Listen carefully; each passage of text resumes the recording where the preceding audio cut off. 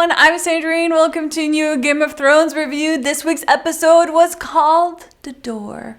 As you probably noticed, I'm alone this week. That's because Americ is traveling, but fear not, he will be back next week. So let's jump into the episode and talk about Sansa and Littlefinger. I think the biggest question for a lot of people, and most importantly Sansa, was, did you know about Ramsay? And I think Sansa pretty much summed up that there wasn't a really good answer. I mean, as she said, if you didn't know, you're an idiot, and if you did know, you're my enemy. So really, Littlefinger can't win here. Because he should have known, or he should have done a little more research, because yes, maybe Ramsay was kind of an unknown, but you don't just be like, well, I hope you're an okay guy because I'm giving you Sansa. Like, what? But I really, really love the scene between him and Sansa because I think it's the first time that we see her really standing up for herself and really being her own person. I think before she would just kind of run from one person to another, kind of not say anything, not stand up for herself. And in this case, she's like, I don't need you. I don't need you to protect me. I don't need anyone. I will gather people that follow me, but I don't need you to do it for me now. But Littlefinger being Littlefinger, he did bring her a really good piece of information that her uncle Brandon Stark, aka Blackfish, rebuilt the Tully army. Which leads me to talking about Jon and Sansa's plan to get Winterfell back from the Boltons, and more specifically Ramsay. So they've decided to rally the smallest houses in the north that together would make up for what they lack in men. So it looks like Davos will be going to the Bear Islands to get House Mormont to follow them, because in the trailer for season 6 we actually see him with Mormont flags behind him, and I wasn't 100% sure that's what it was, that's what the sigil was on the flag, but with that connecting everything together, it really looks like he's going to be the one going there. As for House Tully, we of course know that Brienne is going there since Sansa asked her to, which then explains the scene that we saw in the trailer of Brienne and Podrick with House Tully flags behind them. So they're both going to Riverrun to try and get the Tully to follow Jon and Sansa. It's all coming together, guys. It's all coming together. I just loved seeing Sansa planning to take back her home with Jon.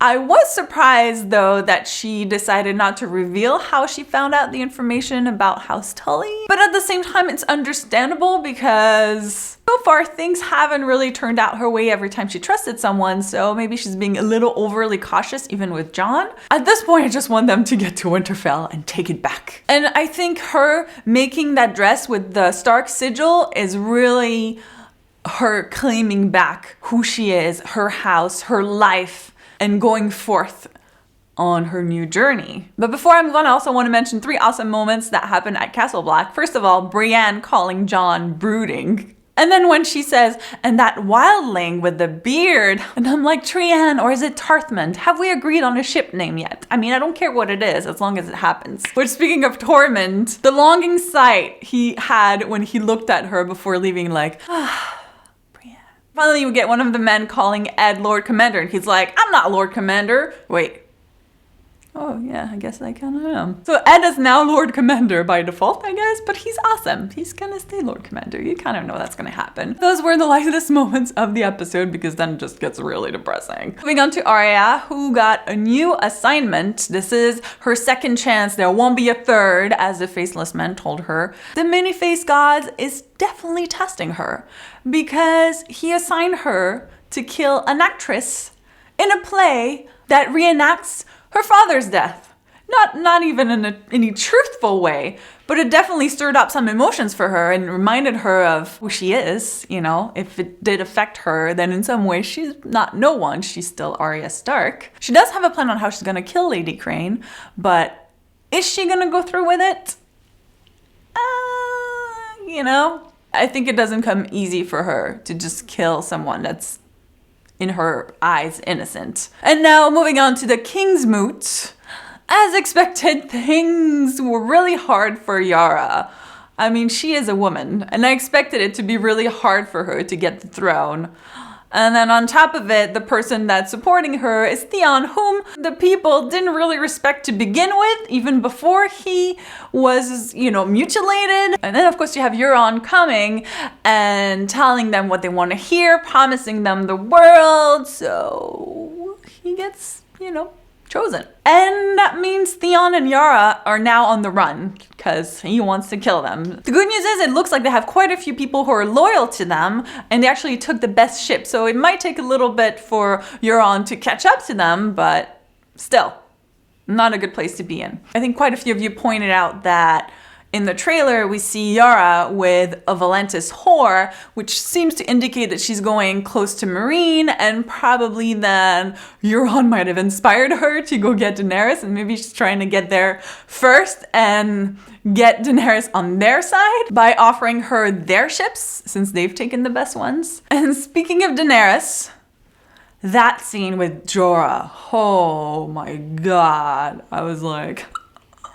He finally declared his love to her. And I just love that she's like, no, you will not leave. I commend you to find a cure. I commend you to come back to me. And it's going to happen. I don't know. I have faith that Jorah is going to do whatever he can to find the cure. If there is one, he'll find it so he can come back to his Khaleesi.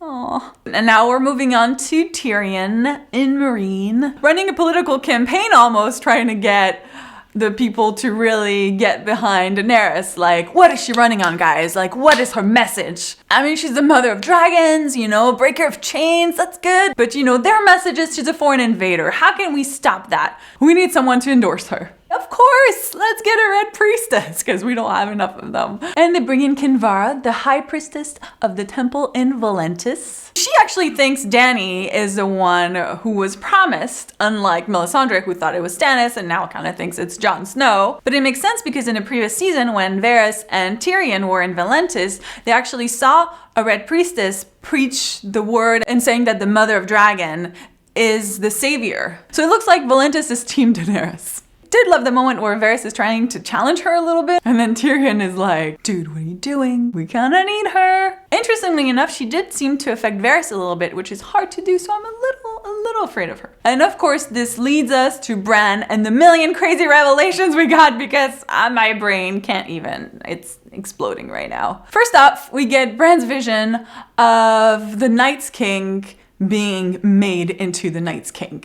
So he was a human. The children of the forest, who were at war with the humans, decided we need some help to win. So we'll just create the White Walkers. The Night's King is a little bit like Lucifer, you know, he turned against his creator. And now he has a whole other plan of his own. We still don't know what that is, but it can't be good for us. And that leads us to that infamous scene with Bran and the Night's King touching him, thus breaking the protection of the cave.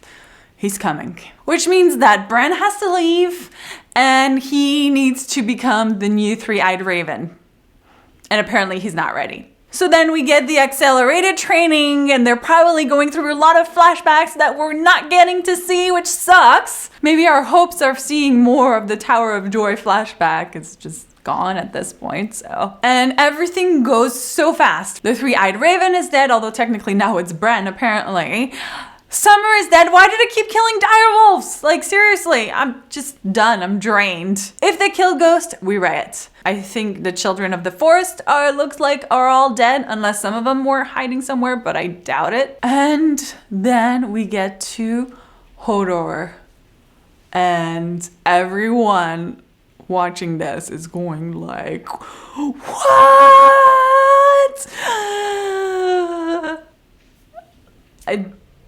Hold the door. Hold the door. Hold the door. Hodor. That's just, I think, probably one of the best twists, because I did not see that coming. I mean, did anybody see this coming? I just have to applaud. And now I'm trying to understand really exactly what it is that happened. Now, I think what happened was that Bran was in the vision, and as we've seen, he's sometimes able to interact with the past. And so when he heard Mira said we need Hodor, him being in the past warged into Hodor in the past to get to Hodor in the present. It was like they were connected. But I think maybe in some way it split or affected past Hodor's mind. And he just ended up repeating the last thing he heard from seeing himself die, or from the future, from whatever connection that created between Bran and Hodor past, Hodor present, which led to hold the door, hold the door, hold the door. Like he literally saw his death. And that's what he's been repeating his whole time, his whole life after that. Hold the door. It's like the saddest thing ever. But at the same time, then you have to wonder if that's what was meant to happen all along. If Hodor hadn't become Hodor, he wouldn't have been with Bran and able to hold the door. In order for that to happen, then Bran had to, in effect, pass Hodor so that he could then be at the door to hold it. So it's kind of like this kind of circle or time, kind of like what the Doctor says about time. It's a big ball of wibbly wobbly, timey-wimey stuff. And that's definitely what it looks like it's happening. So with that in mind, did Bran really make a mistake when he had the vision and saw the Night's King? Or was he meant to see it this whole time? Was it all meant to happen to begin with? Maybe the Night's King was supposed to touch him. Maybe that's how you get to the end and resolution of this whole thing. Because if Bran hadn't been touched by the Night's King, then you don't need Hodor to hold the door because the cave is still protected. So it's all connected and it was all meant to happen to begin with. Technically, I guess he is affecting the past, but not really because he was always there in the first place. There's no beginning, there's no end. There just is. So that's just my conclusion. And I gotta say, one of the best Game of Thrones episodes for me ever. I'm gonna be thinking about this for quite a bit. If you want to talk some more about the episode, we have live discussions every Mondays at 11 a.m. Pacific time, 2 p.m. Eastern time with Kenny. You can ask us a question, we discuss the episode. I'm sure we're gonna need to discuss a lot of things with this episode. So yeah, I think I'm just gonna end here. So many things, crazy. But of course, I'd love to hear your thoughts on this episode. Were you as blown away as I was? Did you freak out? Are you crying? Because Hodor, we're never gonna see him again. Thank you guys so much for watching, and I'll see you next week. Bye.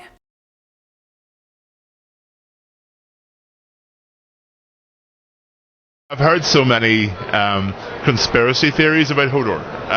You haven't read the books, obviously. There is this huge fan community, as I've touched on there, about the books, and they all have their own theories as to why Hodor is the way he is, why he's so simple, why he's always there in the background. People think there's more to him. Yeah, I would like to cast a spell, and I want to know what the background is. I think it's going to be something pretty cool, to be honest, I believe. But knowing my luck, George R.R. Martin will just kill me and throw me into a ditch, and that'll be the end of it.